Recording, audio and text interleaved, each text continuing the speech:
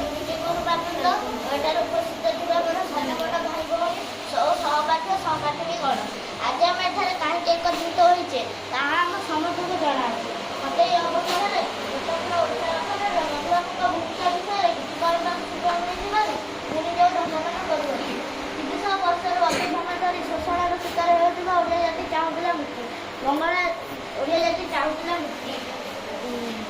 ମଙ୍ଗଳ, ମରାଠୀ, ହିନ୍ଦୀ, ତେଲେଙ୍ଗା ଓଡ଼ିଆ ମାଆକୁ ଖଣ୍ଡ ବିଖଣ୍ଡିତ କରିଦେଇଥିଲେ। ଓଡ଼ିଆ ଜାତି ପାଇଁ ଅଗ୍ରନେତା ଭାବେ ମଧୁବାବୁ ଲଢ଼ିଥିଲେ ମୁକ୍ତି ସଂଗ୍ରାମ। ବଙ୍ଗଳ ଅଧୀନରେ ଥିବା ଉପକୂଳବର୍ତ୍ତୀ ଓଡ଼ିଶା ଅଞ୍ଚଳ 9 କୋଟି ଥର କରାକାରରେ ଲକ୍ଷ ଲକ୍ଷ ପ୍ରାଣ ହରାଇଥିଲେ। ସନ୍ତାନକୁ କ୍ଷୀର ଦେବା ପାଇଁ ମା ନିଜ ସ୍ତନକୁ ପଥରରେ ଛେଚିବା ଘଟଣା, ସବୁକୁ ଚିଲେ ଶାଗୁଣା ଖାଇବାର ଦୃଶ୍ୟ କେତେକ ସ୍ୱାଭିମାନୀ ଓଡ଼ିଆଙ୍କୁ ବ୍ୟଥିତ କରିଥିଲା। ଏଣୁ ମଧ୍ୟପ୍ରଦେଶ, ମାଣ୍ଡ୍ରାଟ, ବଙ୍ଗରେ ମିଶି ଯାଇଥିବା ଓଡ଼ିଆ ଅଞ୍ଚଳକୁ ଏକତ୍ରୀକରଣ କରିବାକୁ ସଂଖ୍ୟାନାଦ ଶୁଣିଥିଲା। 28 ଏପ୍ରିଲ 1848ରେ ଜନ୍ମଲାଭ କରିଥିବା ଓଡ଼ିଶାର ବରପୁତ୍ର ମଧୁସୂଦନ ଦାସ ନିଜ ଜୀବନକୁ ଓଡ଼ିଆ ଜାତି ପାଇଁ ଉତ୍ସର୍ଗୀକୃତ କରିଦେଇଥିଲେ। 1903 ମସିହା ଡିସେମ୍ବର 30 ତାରିଖରେ ସେ ଓଡ଼ିଆ ଭାଷାଭାଷୀ ଅଞ୍ଚଳର ମିଶ୍ରଣ କାର୍ଯ୍ୟକୁ ତ୍ୱରାନ୍ୱିତ କରିବା ପାଇଁ ଉତ୍କଳ ସମ୍ମିଳନୀ ଗଠନ କରିଥିଲେ। 1908 ମସିହା ଉତ୍କଳ ଗୌରବ କୁଳବୁଦ୍ଧ ମଧୁସୂଦନଙ୍କ ଉଦ୍ୟମରେ ଲଣ୍ଡନରେ ଓଡ଼ିଆ ଆନ୍ଦୋଳନର ତରଙ୍ଗ ସୃଷ୍ଟି କରିଥିଲେ ଓ କହୁଥିଲେ, ଉତ୍ତର ଉତ୍ତର ଉତ୍କଳ ସନ୍ତାନ ଉଠିବା ଆଉ କେତେ ଦିନେ, ଉତ୍କଳ ଗୌରବ ଉତ୍କଳ ମହିମା ପଟ୍ଟନାୟକରେ ତୋର ମନେ।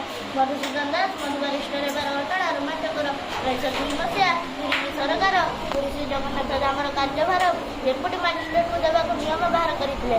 ଏହା ବିରୁଦ୍ଧରେ ସେ କୋଲକାତା ଉଚ୍ଚ ନ୍ୟାୟାଳୟରେ ମୋକଦ୍ଦମା ଲଢ଼ି ପୁରୀ ଶ୍ରୀ ଜଗନ୍ନାଥ ଧାମକୁ ମୁକ୍ତ କରିଥିଲେ। ତେଣୁ ସମସ୍ତେ ମଧୁବାବୁଙ୍କୁ ମଧୁବାରିଷ୍ଟର ବୋଲି ସମ୍ବୋଧନ କରୁଥିଲେ। ମଧୁବାବୁ ଓଡ଼ିଆଙ୍କ ଆର୍ଥିକ, ସାମାଜିକ, ରାଜନୈତିକ ମୁକ୍ତି ପାଇଁ ମଧ୍ୟ ସ୍ୱର ଉତ୍ତୋଳନ କରିଥିଲେ। ଓଡ଼ିଶାର ସାଧାରଣ ଚାଷୀ ମୁଣ୍ଡ ପିଛା 20 ଟଙ୍କା ରୋଜଗାର କରୁଥିବା ବେଳେ 15 ଟଙ୍କା କର ଦେଉଥିଲେ।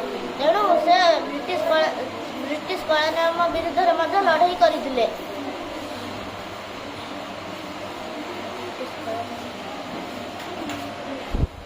ମହିଳାମାନଙ୍କ ଭୋଟ ଦେବା ଅଧିକାର ସପକ୍ଷରେ ମଧ୍ୟ ଲଢ଼େଇ କରିଥିଲେ।